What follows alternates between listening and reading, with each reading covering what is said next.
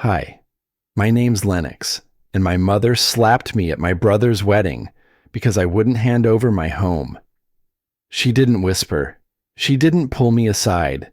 She did it in front of everyone, guests, friends, strangers, cameras. But I didn't yell. I didn't cry. I just smiled. Because in that moment, I realized something. They never loved me. They only loved what they could take. And if they thought I was going to disappear quietly, they forgot who taught me silence. Want to know what I did next? The envelope was thick, too thick for what it was. Gold-edged, heavy. It felt more like a contract than an invitation. And there it was, printed in stiff, metallic ink. Len Vale. Not Lennox, not even Lenny, which would have been lazy but tolerable. Just Len, like someone trimming a hedge. I stared at it longer than I should have. There was a strange pause in me, like time hiccuped. That one typo. It held every family holiday I'd been left out of. Every room I walked into where they looked past me like I hadn't spoken.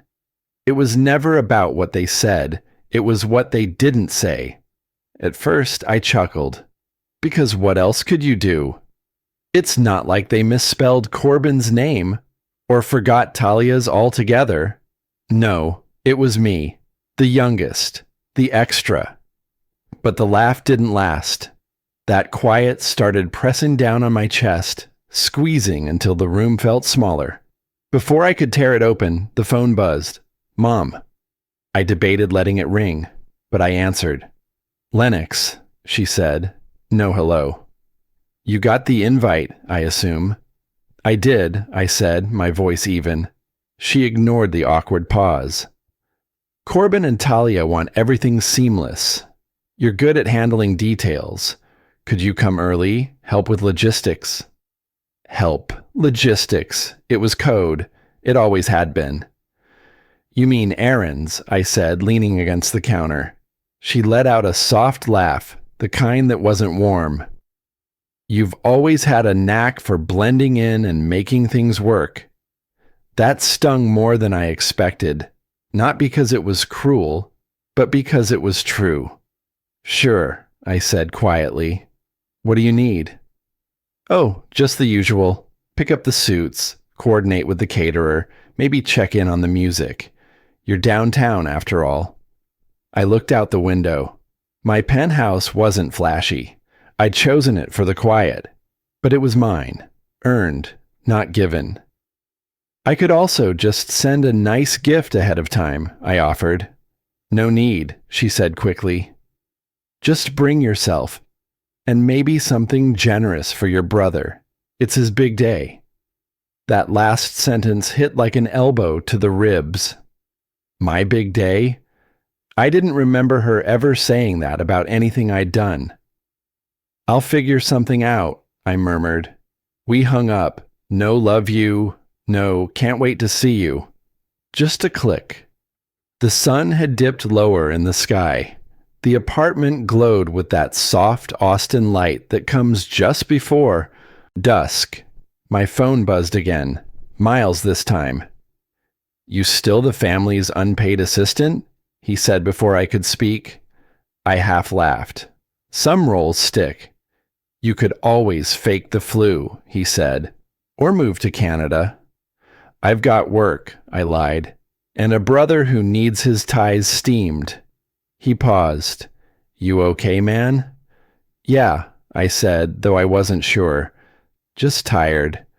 There was another silence. A good one this time. The kind that only shows up between people who don't need to fill it. After we hung up, I walked to the kitchen counter. The invitation was still there, next to my father's old watch. I'd kept it wound all these years, even though I didn't wear it. The ticking was soft but steady, like he was still here, measuring my time. I guess you'll be my +1, I whispered. I laid the invitation down beside the watch, present and past, side by side, one demanding something, the other reminding me who I used to be. That was the moment I realized Some invitations are meant to remind you where you don't belong. Still, I went anyway. I told myself it was out of obligation, out of respect, maybe even curiosity. But truthfully, it was just muscle memory. Years of falling into line before I even realized I was standing at attention. It was a quiet Tuesday evening. Spring air drifted through the half-cracked windows of my penthouse.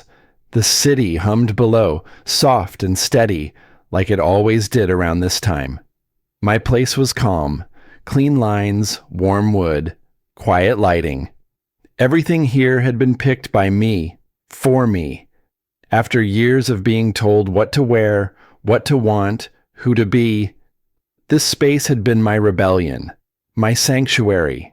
I had just set 2 glasses on the counter, wasn't planning to use both, but sometimes I poured one for the silence when my phone rang. I didn't check the screen. I knew the ringtone. "Lennox, sweetheart," my mother's voice said, all honey and slow vowels, the kind of tone she used when she was about to serve you a favor disguised as a compliment. "Evening, Mom. I was just thinking about you," she continued. "I can't stop picturing your place. It's just so elegant. That view of the Capitol, the light. It's lovely." "Thanks." "And it hit me," she said, pausing just long enough to feel calculated. "Wouldn't it be perfect for the rehearsal dinner?" I didn't answer right away. "You mean here, at my home?" "Oh, don't be dramatic," she chuckled. "It's just for one night. Just family." I leaned against the counter, one hand still resting on the untouched glass. The coldness of it grounded me. "You want to host Corbin and Talia's rehearsal dinner? Here?" "Well," she said, the sugar slipping slightly, "it makes the most sense, doesn't it?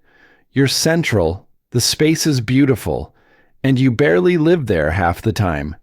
And I already spoke with the event planner. She said it'd be ideal." That last part hit different. She'd already spoken to someone. The decision wasn't being made, it was being delivered. I turned toward the windows, eyes tracking a cyclist weaving between cars. "So, it's already settled?" There was a pause. Not long, but long enough to register. "Lennox, darling, why are you making this hard?" "I'm not," I said evenly. "I'm just asking if my apartment has already been promised to someone without me knowing." She laughed again, softer this time. "Sweetheart, don't turn this into a thing. It's just a space. For family." I knew that tone. I'd grown up with it. It always meant, be quiet and do what we expect of you. "I'll think about it," I said. And there it was. The shift. Her voice cooled instantly. "There's nothing to think about. It's one evening. You don't even host here. Why are you being so difficult?" I pressed my thumb into the edge of the counter, jaw tight. "You always make me the difficult one." She went silent. Then the classic move. Guilt. "After all your father did. For you, you can't do one small thing for your brother?" I closed my eyes. That was the line. The exact one. It didn't matter what we were discussing. My career, my choices, my independence. It always came back to Dad. To how I wasn't doing enough. Wasn't grateful enough. "I'll talk to you later," I said, voice low. "Fine," she replied, clipped. "Just let me know soon. We need to send the formal invitations." We ended the call. I stayed there, still as stone, phone in hand. The penthouse suddenly felt smaller, or maybe I felt smaller in it. I turned and looked around, at the space I'd built from scratch. No handouts, no shortcuts, just years of quiet grinding. "So now it's theirs too," I muttered. That night, I needed air. I drove to the diner Miles and I always used when we didn't want to explain ourselves. It was tucked behind a gas station, open late, and didn't care if you sat for 2 hours with just coffee. He was already at a booth, stirring something that looked like soup, but probably wasn't. "Penthouse problems," he said without looking up. I slid in across from him. "She wants to use it for the rehearsal dinner." He raised his eyebrows, unimpressed. "Let me guess. She already sent the florist your floor plan." "Probably." "You gonna say no?" I didn't answer. Just stared at the laminated menu, though I wasn't reading it. Miles sipped from his chipped mug. "You're not mad because she asked. You're mad because you'll say yes." That one landed. I blinked once. "You always do, man," he said. "And they know it." I pulled out my phone. A new message blinked on the screen. Marla. "Glad we're settled then. Can't wait." I hadn't even responded, and yet, somehow, I'd agreed. I didn't know it yet, but that one text was the first step toward burning everything down. The next evening came quicker than I expected. I spent most of the day watching people I didn't know walk in and out of my home. Event staff, caterers, some woman from the florist's team who brought in arrangements taller than her.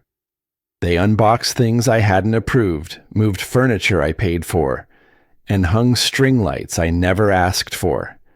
It was like watching a stranger redecorate your memories. By 6, the penthouse looked nothing like the space I'd built. The walls were lined with rented drapes, soft gold and ivory.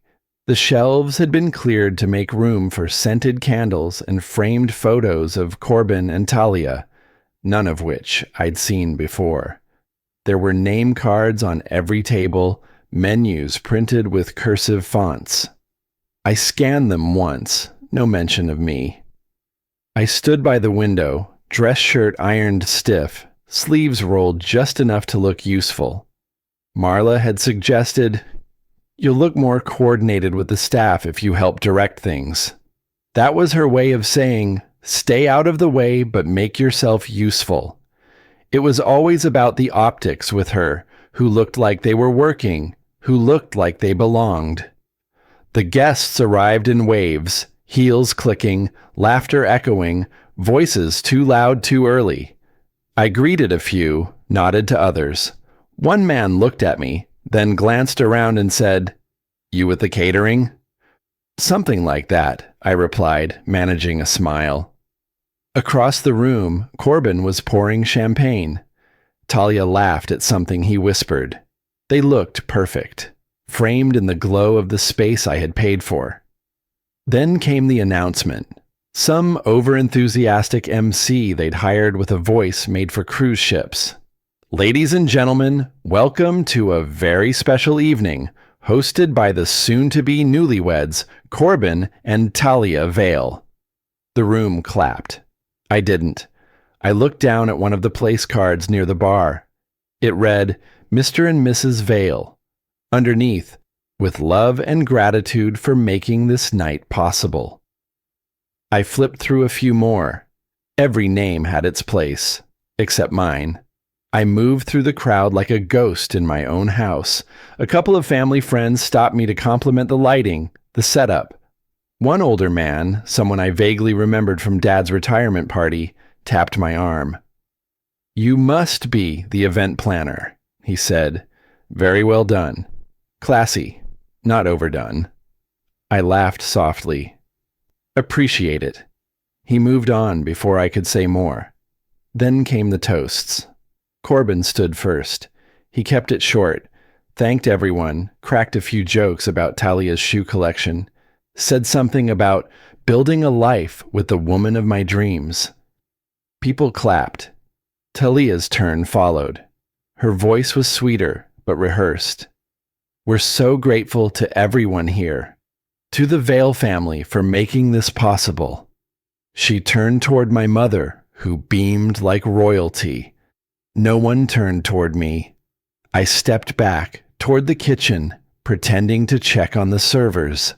My heart wasn't racing, but something colder settled in, Not anger, not sadness, just clarity. It wasn't that I didn't belong. It was that I never had. Later in the evening, just when I thought I could slip out unnoticed, the projector came on. A slideshow flickered onto the far wall, dozens of photos fading in and out. Childhood snapshots, holiday dinners, graduations, birthdays. The Vale family highlight reel. I counted 3 pictures with me in them. 3. One of them was a group shot from middle school, me half-turned, almost cropped out. Then the images shifted to Corbin's college years, his internships, his engagement. Each one lingered. People clapped at the proposal photo like it was a movie scene. I didn't move. When the lights came back up, someone near me whispered, "That was beautiful," brought tears to my eyes. I just nodded. As people started heading for the dessert bar, Marla appeared beside me. Her tone was brisk, satisfied. "See? Everyone loved it. You did good." I turned to face her. "I didn't do it for them." She blinked once. "Then who did you do it for?" "For myself. To remember where I end and you begin." Her smile tightened. "Don't be dramatic." I didn't answer. I walked past her through the back hallway into my bedroom, which still smelled like lavender and solitude, and sat down in the one chair no one had dared move. I waited. Guests left. Voices faded. Dishes clinked in the kitchen. By midnight, I was alone again. That night, I cleaned up the mess they left and realized they'd never stop taking unless I made them. So when Mom called the next morning, I already knew it wouldn't be good news. The sunlight came in sharp through the blinds, slicing across the mess left from the night before. Half-empty glasses, a few crumpled napkins, wilted flowers that smelled too sweet.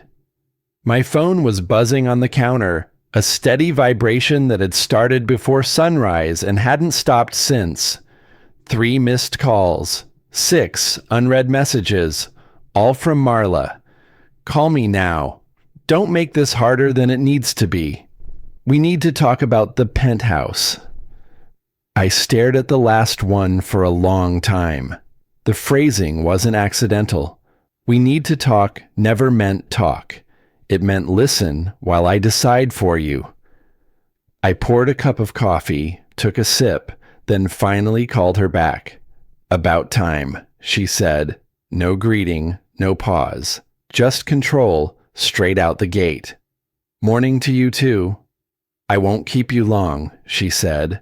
"We've been talking, and we've decided it's best if Corbin and Talia stay in your penthouse for their honeymoon week. It's symbolic, you know. Family supporting family." I almost laughed. "Symbolic? You mean you've decided I should move out of my home?" Her voice sharpened. "It's only temporary, Lennox. Don't be selfish." That word hit like a stone. Selfish, the word she always used when I didn't bend fast enough. "Mom, I worked for everything I have. Every dollar, every piece of furniture, every—" She cut me off. "You wouldn't even have that penthouse if your father hadn't helped you. You owe it to us." The silence that followed was colder than anything she'd ever said. I pressed my thumb against the countertop, hard. "You mean owe it to you? Dad never made me feel like a debt." "Don't twist this, Lennox," she said. "We're all grieving differently. Don't punish the family because you feel left out." I took a deep breath. "I'm not giving up my place, Mom." She went quiet. So quiet I could hear the faint clicking of her jaw before the next sentence dropped like a blade. "You're making a scene. We'll talk when you've come to your senses." And then, click. The line went dead. For a few seconds, I just stood there, phone still at my ear, the echo of that click mixing with the faint ticking of my father's watch on the table. "You'd hate what she's become," I whispered. Hours passed before the next knock came. I didn't have to check the peephole. The rhythm of her knock had been the same since I was a kid. 3 quick, 1 slow, like she was testing patience itself. When I opened the door, she swept in without waiting. Pearl earrings, heels, a coat that smelled like expensive perfume and disapproval. Corbin trailed behind her, hands in his pockets, eyes low. She looked around, taking in the place like an inspector at a property showing. "It's perfect," she said, turning to Corbin. "Can you imagine waking up here after the wedding?" He shifted uneasily. "Mom, maybe we should have called first." I stepped forward, blocking their path. "You're not staying here." Marla turned slowly. "Excuse me?" I said, "You're not staying here." The air tightened between us, thick with unspoken years. Her lips parted in that familiar mix of disbelief and disdain. "Don't embarrass yourself, Lennox. I'm not the one trying to steal someone else's home." That did it. Her eyes flashed, and before I could step back, the hand came fast. The sound of the slap cracked through the quiet room. Corbin froze. "Mom, what are you doing?" But I didn't move, didn't touch my face, didn't give her the satisfaction of seeing pain. I just looked at her, straight and steady. Then, slowly, I smiled. It wasn't anger, it wasn't shock. It was the kind of smile that says I'm done playing this game. "You shouldn't have done that," I said quietly. She blinked, maybe realizing the tone was different this time. Colder, deliberate. I stepped back, opened the door wide. "You both should leave now." Corbin looked between us, guilt all over his face. "Lennox, come on, it's not—" "Go," I said, my voice calm. Marla hesitated, then straightened her jacket, regaining that false composure. "Fine, but you'll regret this." They left without another word. The click of her heels echoed down the hallway until there was only silence again. I leaned back against the door, exhaling slowly. The side of my face still burned, but the heat wasn't from the slap anymore. It was from something deeper, something waking up. The phone buzzed again. "Miles, you okay?" I typed back, "Yeah." A pause. Then another message came in. "Sure about that?" I stared at the screen, then wrote, "Yeah, but it's time I stopped playing their game." I put the phone down beside the watch, both ticking now. The old one with its steady rhythm, the digital one pulsing faint light. They thought the slap ended it, but that was the moment it truly began. Revenge doesn't always start with anger. Sometimes it starts with a smile and silence that cuts deeper than shouting ever could. 3 days passed, not a word from them, not a knock, not a message that wasn't coded in pretense. And yet, everything inside me buzzed with motion. I woke that morning without an alarm. There was no need. The quiet in the penthouse was different now. Less like peace, more like strategy. The sun hadn't fully lit the sky when I stepped into my kitchen and poured coffee into a clean white mug. I didn't add sugar this time. By 7, I was seated at my desk, sorting through old files. Not just for nostalgia. This was targeted. Mortgage documents, deed titles, account logs, correspondence, all organized with the precision of someone who's had enough. Elaine Booker, my attorney, arrived by 9. She came prepared, sharp glasses, no-nonsense attitude, black folder in hand. We didn't exchange pleasantries. "So you want to lock it all into a trust?" she said, flipping through the paperwork. "Effective immediately?" "Yes," I said, sliding the final folder across the table. "Everything in my name. No exceptions." She scanned the list. "Property, investments, even the penthouse furniture? You want it airtight." "Especially that," I said. Elaine tilted her head slightly. "Is this about your family?" I didn't blink. "It's about boundaries." She didn't push further. She'd seen this before. Maybe not this precise flavor, but she knew the look in my eyes. She nodded and began drawing up signatures.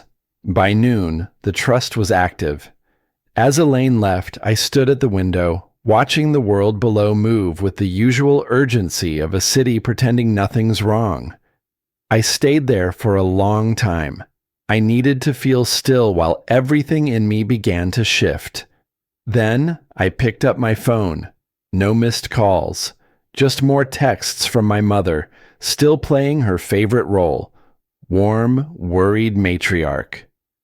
You'll still come to the wedding, right? Don't make things awkward for your brother. No apology, no acknowledgement of the slap.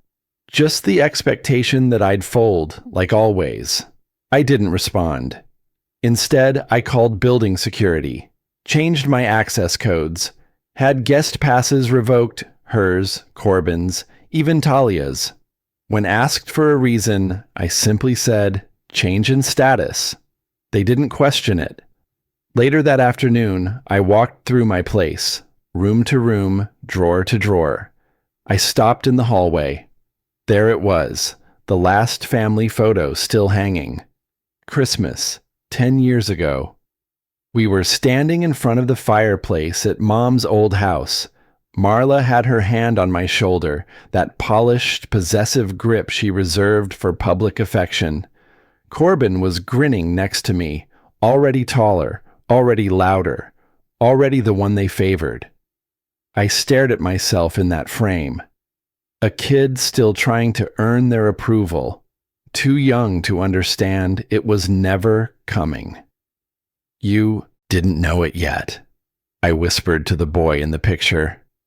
But they were never proud of you, just proud of what they could take from you. I took the photo down, held it for a moment, then set it face down inside the drawer. That was the moment it became final. Not in anger, not in fire, but in clarity. Something old had died. Around 6, Miles texted me. You okay? He asked. I answered. Better than I've been in years. A beat, then another message from him. You're scaring me, man. What are you planning? I looked at the screen, letting my thumb hover above the keyboard.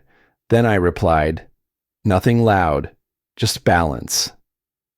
That night, I called a florist, not to order flowers, but to cancel the rehearsal bouquet shipment that had been billed under my name.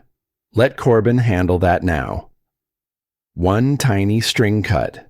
I ended the day with a final detail. I typed up an RSVP and sent it to Marla's email. Subject, wedding attendance message. I'll be there. Looking forward to it. Short, polite, empty. But behind those 7 words, I'd already drawn my lines. They didn't know it yet, but I was no longer coming to celebrate them. I was bringing the one gift they'd never forget. That morning, the sky over Lakeway stretched cloudless and blue, the kind of blue that dares you to believe everything's perfect. The air held just enough heat to make champagne taste colder. It was, on the surface, a beautiful day to lie. I arrived early, dressed in a tailored navy suit. Nothing flashy, just clean lines and a quiet message. I'm not here to blend in. I'm here because I choose to be. The valet took my keys with a nod, and I stepped into the venue alone, hands in my pockets, pulse steady. Inside, white hydrangeas spilled from every corner, flickering under chandeliers that hummed like tension. A string quartet played some soft arrangement I didn't recognize. No one greeted me at first, but I caught the looks, quick glances, hushed voices. The family rift had clearly leaked beyond bloodlines. I smiled anyway. Smiled wide, like a man with nothing left to prove. Lennox, came that familiar voice, perfumed, precise. I turned. Marla approached like royalty, champagne-colored gown, pearls, and a smile so brittle it could snap under its own weight. You came, she said. I knew you wouldn't stay angry. I'm not angry, Mom. I tilted my head slightly. That would imply I expected better. She gave a light laugh, forced. Let's make this a good day. I nodded. Oh, it will be, for some more than others. Her eyes flickered, just for a second. She moved on. Guests began to trickle in, all pastel dresses and soft cologne, arms clutching gifts and wine bottles, faces eager to toast a love they didn't fully understand. The ceremony started promptly at 4. The chairs outside were lined in neat rows, facing the lake. I sat near the back, far enough to observe, close enough to matter. Corbin stood at the altar like he'd always imagined himself there, confident, overconfident. Talia looked stunning, as expected. I didn't envy either of them. I studied the way they held hands, the way her parents beamed in the front row. My mother sat a few seats down from them, basking in proximity to the spotlight. They recited their vows. The crowd sighed on cue, and me, I smiled, not from joy, anticipation. After the ceremony, the reception began in the grand hall. White tablecloths, gold utensils, champagne towers. Everything looked expensive and tasteful, like my penthouse the night they took it from me. That irony tasted better than the hors d'oeuvres. Marla made the first toast. Her voice was soft but carried. Today, we celebrate love, unity, and the sacrifices that hold families together. Sacrifices. That word clung to the air like smoke. Corbin followed, glass raised high. To our families, those who've given us everything, especially my mother, whose love and strength made this possible. I didn't flinch. I let him finish. I waited. The lights dimmed. Ladies and gentlemen, the MC announced, please turn your attention to the screen for a special surprise. Family, memories, final. The room quieted. Conversation stopped. All eyes turned toward the massive screen at the front of the hall. The screen lit up, but instead of baby photos and graduation caps, lines of legal text began to appear. Black and white, blunt, deed documents, transfer attempts, forged signatures. Every file had been verified and watermarked, courtesy of Elaine Booker. A gasp rose from the left side of the room, then another. Corbin's voice faltered. He stared at the screen as if willing it to change. Marla's face paled.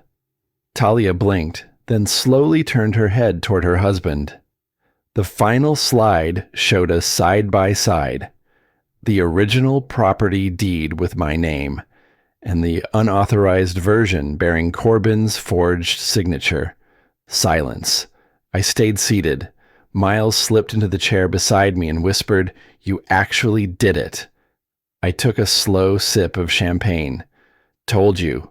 Balance. Marla was the first to move. She stormed toward me, her heels clicking like a metronome of rage. "What did you do?" she hissed, crouching just close enough to avoid a scene. I looked up, calm. "Nothing you didn't start." Corbin remained frozen, unsure whether to chase after her or shrink into his tux. Talia, meanwhile, was already standing, mouth tight, expression unreadable. The MC tried to recover, asking for applause for the bride and groom. A few guests clapped, uncertain. Most just watched. I stood slowly, buttoned my jacket, and gave a polite nod. "Congratulations," I said aloud. "To all of you." Then I turned, walked through the gold-lit hallway, past the stunned silence, past the flowers, past the photographers. The sliding glass doors opened into warm evening air. By the time I reached the edge of the parking lot, I didn't even hear the music anymore. They finally understood. Silence isn't weakness. It's the sound of the end. When I stepped outside, the applause from the ballroom still echoed faintly behind me, but it wasn't for joy anymore. It was confusion wrapped in panic. People inside were trying to act composed, trying to stitch politeness back over a bleeding mess. From where I stood under the awning, the night air felt cold against my skin, almost merciful. The sky above Lakeway was still a deep, expensive blue, the kind that photographers chase for weddings, too perfect for the truth it covered. I took a deep breath, loosened my tie, and walked toward the parking lot. Behind me, the noise started. First a few gasps, then 100 whispers rising at once. The Vale family name was unraveling in real time, like fabric catching fire. Guests were filming, others texting. The phones were out before the champagne glasses hit the tables. Miles caught up with me halfway to the car. He was breathing hard, half laughing, half shocked. "You realize they're going to spin this, right?" he said. "They can try," I told him, "but I documented everything. There's no spin strong enough to clean greed." He looked at me like he wasn't sure whether to admire or fear me. "You're calm." "Why wouldn't I be? It's finally quiet." We said nothing for a while, the silence between us heavier than the air. Then he squeezed my shoulder once, like a friend who knew not to say more. I watched him leave, headlights slicing through the darkness, and I stood alone in the sound of my own heartbeat. The next morning, sunlight broke through like it didn't know what had happened. News spreads fast in Texas, but faster online. By the time I sat down with my first cup of coffee, the headline was everywhere. The Vale scandal. Family feud exposed at lavish wedding. There it was. Photos from last night, quotes from guests, even a blurry image of me walking out. Someone had uploaded the entire slideshow. I didn't flinch. Elaine had warned me it would go viral. Across town, in Marla's spotless kitchen, the performance had collapsed. She paced the tiled floor like a general after losing a war, robe tied too tightly, mascara smudged under her eyes. Corbin sat at the table, still in last night's wrinkled shirt. Talia stood by the sink, arms folded, staring out the window like the air might answer for him. "You lied to me?" she said quietly. Corbin rubbed his temples. "It wasn't like that. It was Mom's idea." Marla spun on him. "Don't you dare blame me. You agreed to everything. You said he'd never find out." Talia's voice trembled. "You forged property documents for a wedding gift? Who does that?" Then came the ding from Marla's phone, an alert from a financial site. She snatched it up, eyes scanning the headline, her face drained of color. "Vale family investigation underway. Property transfer under legal review." Elaine's firm had leaked just enough to trigger scrutiny, nothing illegal yet, but enough to taint them in every circle that mattered. Marla slammed the phone on the counter. "He's destroying us." Corbin stood suddenly, voice breaking. "You started it." Her hand came down hard on the marble counter, shattering a glass. "He owes us everything. We built him." "No, Mom," Corbin said, quieter now, but with an edge that had never existed before. "You used him. You used all of us." That was it. The crack in the marble, the sound of the dynasty crumbling, years of control slipping through her fingers. Talia didn't say another word. She picked up her bag and walked out. No tears, no drama, just quiet disgust. When the front door shut, the echo stayed behind longer than she did. Meanwhile, I sat on my balcony, overlooking the Austin skyline. The air smelled of rain that hadn't fallen yet. The world below moved on, as if nothing had happened. People still had jobs, errands, laughter. Winning didn't feel like victory. It felt like breathing air you didn't think you'd ever earn again. Freedom, maybe, but a late kind. My phone buzzed once, unknown number. You think this is over? Watch what happens next. I stared at it, the words pulsing faintly on the screen. No name, but I didn't need one. Marla had never been good at losing quietly. I didn't reply. I deleted it. Then, an hour later, another call came, this time from the building manager.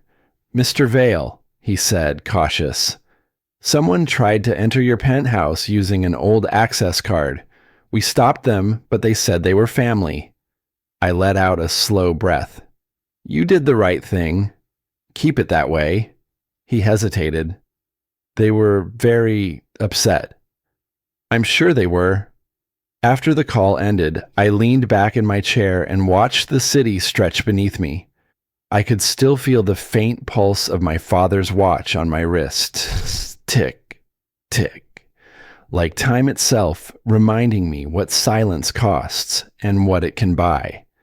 I looked out at the skyline, glass towers catching light like mirrors of every choice I'd made. If they wanted war, I'd give them silence again and let it finish them this time. They taught me silence was weakness. They still hadn't learned it could be a weapon. The next move wasn't theirs, it was mine. 3 days had passed since the wedding, but Austin still hadn't stopped whispering our name. The Vale family, once the picture of suburban perfection, now a cautionary tale plastered across every business blog and dinner table conversation. I walked through the courthouse that morning with steady steps. The air smelled of paper, dust, and quiet endings. Elaine Booker was already waiting at the long oak conference table, her glasses perched low on her nose, the folder between us thick with what remained of my family's secrets. She slid it toward me without ceremony. "The filings are complete. The County Review Board accepted our documentation. The attempted property transfer is now officially under investigation." I nodded once. "Good, but I don't want them in jail." Her eyebrow arched slightly. "No?" "No," I said. "Jail would make them victims. I just want the truth." Elaine leaned back in her chair. "Truth can destroy people more than prison ever could." I met her gaze. "That's not my problem anymore." When I left her office, the morning sun was cutting through the courthouse windows like a spotlight. For once, I didn't step away from it. I let it hit me squarely in the face. Bright, clean, and honest. Back at Marla's house, the truth had already done its work. The curtains were drawn, but the light still forced its way in, streaking across the marble counters and the shattered glass from a night of too many arguments. Marla paced the kitchen like a queen without her crown, barefoot, hollow-eyed, her hair undone. Corbin sat at the table, elbows on his knees, head bowed. "You have to stop this," he said quietly. "Mom, call him. Apologize. He might pull it back." Marla turned sharply. "You think this is about an apartment?" Her voice was sharp enough to cut air. "This is about respect, about loyalty." "Then maybe," Corbin said, lifting his eyes, "you should have earned some." The silence that followed was louder than shouting. Her hand rose, out of habit, out of pride, the same gesture she'd used on me years before. But this time, Corbin caught her wrist midair. His grip was steady, his voice low but final. "Don't." The moment cracked something invisible between them. The mother's authority, the son's obedience, both fell apart in the same breath. For the first time in her life, Marla Vale looked powerless. That afternoon, I was sitting in my living room when my phone buzzed. A call from the county clerk. "Mr. Vale, we're confirming your report," the voice said. "The deed dispute will become public record by tomorrow morning." "Thank you," I replied. "That's all I needed." When the call ended, I didn't smile. I just exhaled slowly, the way you do after a long run when the air finally tastes like relief. By evening, the sun had dipped behind the skyline. I was pouring myself a drink when the elevator chimed. Marla stepped out. No announcement, no warning. Just her, smaller somehow, swallowed by the weight of everything she'd built collapsing around her. Her perfume still lingered like old memories. Expensive. Suffocating. "You wanted to humiliate me," she said, voice trembling between fury and exhaustion. "Congratulations." I set the glass down. "No, Mom. I wanted you to see me." She scoffed. "You think this makes you the better son?"